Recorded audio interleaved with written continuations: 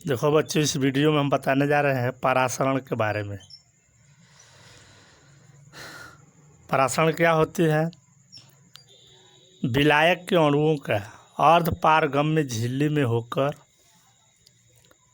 शुद्ध विलायक से विलयन की ओर स्वतः प्रवाह परासरण कहलाता है। देखिए, कह रहे विलायक के अणुओं का अर्धपारगम्य झिल्ली। अर्धपारगम्य झिल्ली जो होती है अंडे की झिल्ली के समान होती है, होकर शुद्ध विलायक से विलयन की ओर स्वतः प्रवाह परासरण कहलाता है।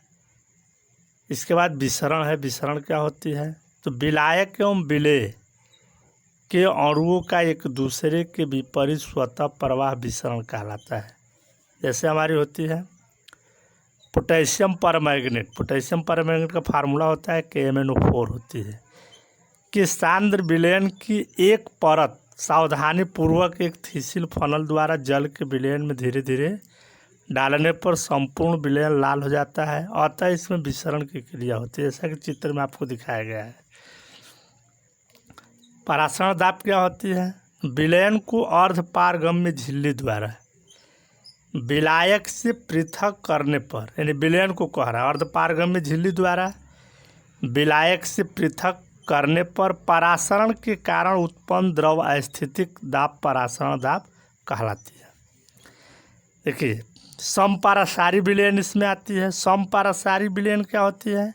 समान ताप पर जिस विलयन का परासरण दाब समान होता है उसे समपारासारी विलयन कहते हैं। कह रहा है कि समान ताप पर जिस विलयन का परासरण दाब समान होता है उसे समपारासारी विलयन कहते हैं। माना कि दो विद्युत अनपघटय ए तथा बी समपारासारी विलयनों की मोलर सांद्रताएं Na/Va तथा Nb/Vb है। यानी हम दो विद्युत अनपघटय ए और बी ले लेते हैं, ए और बी। इनकी मोलर सांद्रता है, ए की मोलर सांद्रता है Na/Va और बी की मोलर सांद्रता है Nb/Vb। यानी ए की मोलर सांद्रता बराबर होती है बी की मोलर सांद्रता। Na/Va बराबर Nb/Vb, जबकि N बराबर W/M होता है। तो मोलर सांद्रताएँ क्या हो जाती है? WA/Ma/Va बराबर WB/Mb/Vb होती है। ठीक है। इसके बाद समदाबी विलयन होता है। तो समदाबी विलयन क्या होती है? समान दाब पर जिस विलयन का वाष्प दाब समान होता है, यानी समान दाब पर कह रहा है, समान दाब पर जिस विलयन का वाष्प दाब समान होता है उसे समदाबी विलयन कहते हैं। ठीक? अब इसमें कह रहा है परासरण दाब के नियम। देखिए, परासरण दाब का नियम क्या है? एक बायल वान ठाफ नियम होता है, जैसे कि हम 11th में पढ़ चुके हैं, गैसीय नियम पढ़ रहे हैं। उसमें बायल का नियम आपको पढ़ाया गया है, चार्ल्स का नियम पढ़ाया गया है। उसी तरह इसमें परासरण दाब के नियम पढ़ाए जाते हैं। जो बायल वान ठाफ नियम है, यह बायल नियम से मिलता है। वहाँ हम गैसीय नियम पढ़े हैं और यह हमको पढ़ना है परासरण दाब का नियम।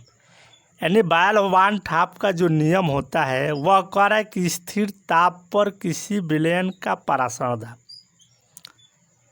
उसकी सांद्रता के अनुक्रमानुपाती होती है। यानी कह रहा है कि स्थिर ताप पर किसी विलयन का परासरण दाब उसकी सांद्रता के अनुक्रमानुपाती होती है। तो P प्रोपोर्शनल क्या हो गया? C हो गई। P = क्या हुआ? प्रोपोर्शनल को हम क्या लिखेंगे? बराबर लिखेंगे तो Kc हो जाएगा। C = होता है 1/V, यानी C हमारी क्या है? C बराबर 1/V होती है। तो C की जगह पर हम 1/V लिख लेते हैं। तो P = K/V, यानी PV हो गया। PV = K हो गया। P परासरण दाब है, C सांद्रता है, V आयतन है और K हमारी क्या है? नियतांक। ठीक है। तो ये हमारी क्या है? बायल वान ठाफ नियम, यानी स्थिर ताप पर किसी विलयन का परासरण दाब उसकी सांद्रता के अनुक्रमानुपाती होती है।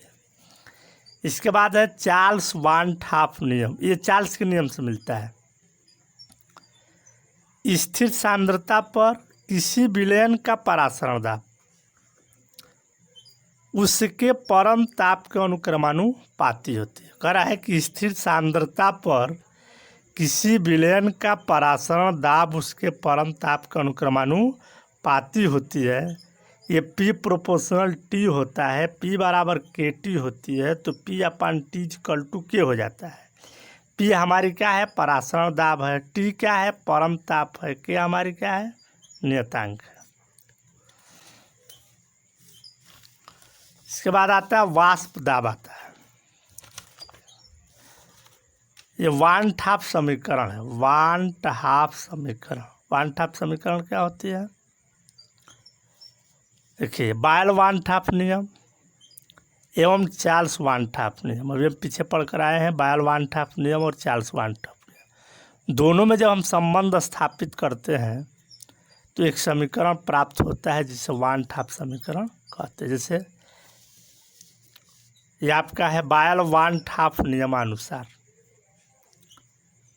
ये हमारी क्या है? पी वी इक्वल टू के है। इसको हम इक्वेशन फर्स्ट मान लेते हैं। चार्ल्स वान हाफ नियमानुसार P upon T equal to K dash. इसमें हम क्या करेंगे? समीकरण 1 और 2 से ये P V upon T equal to K हो गया, तो P V equal to K T हो गया। के की जगह पर हम आर लिख सकते हैं, तो P V equal to R T हो गया। जैसे हम 11th में पढ़ कर आए हैं गैसीय नियम में, गैस समीकरण पढ़ करके आए, वहाँ पर हम P V equal to R T पढ़े। यहाँ ये वान हाफ समीकरण है, P V equal to R T. P V equal to होती है एन आर टी होती है।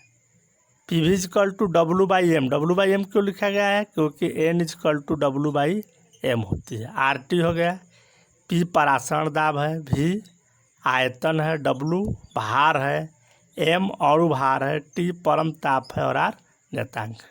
जैसे कि हम इस पर एग्जाम्पल हल कर रहे हैं।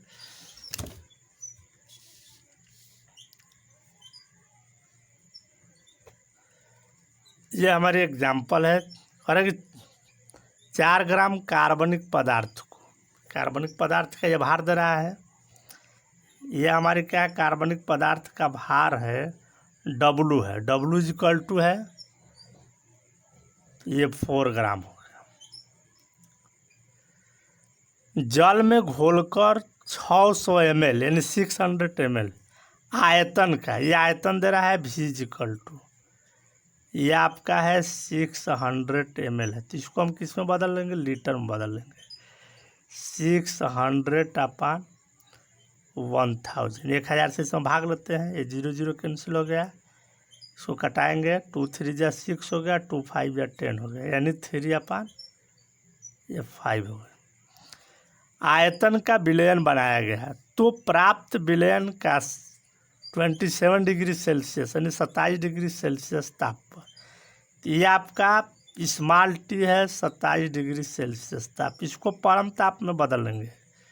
परम ताप में बदलने के लिए T equal to T plus ये आपका हो जाएगा 273। इसमें हम क्या करेंगे? 273 जोड़ लेते हैं, तो 27 प्लस 273 जोड़ेंगे तो आएगा 300।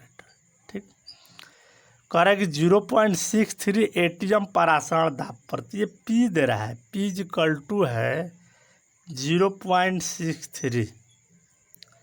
परासरण दाब पर अणुभार कितना होगा? तो अणुभार हमको एम निकालना है, ये हमारी हो जाएगी, एम को सॉल्व करना है। यहाँ हम लिखेंगे वान हाफ समीकरण से, वान हाफ समीकरण से। वान हाफ समीकरण क्या है? P V equal to W by M R T. ये आपका एम निकालना है, तो एम हमारी क्या हो जाएगी? डब्लू आर टी अपान हो गया P V. M is equal to W का मान कितना है? 4 है, इंटू आर कितना है? आर की वैल्यू कितनी रखी जाती है?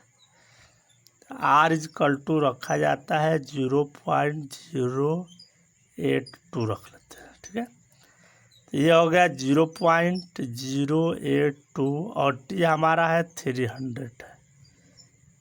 अपान लिखेंगे पी वी, पी हमारा 0.63 और ये आपका हो गया पी वी यानी वी हमारा 3/5 है।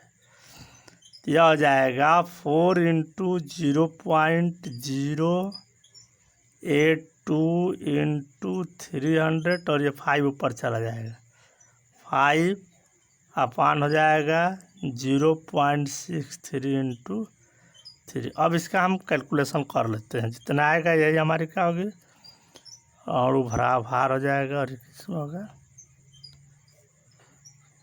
ग्राम में। अब इसके बाद आपको अगले वीडियो में दिखाया जाएगा राउल्ट के नियम के बारे में पढ़ाया जाएगा, राउल्ट का नियम क्या होते हैं। तब तक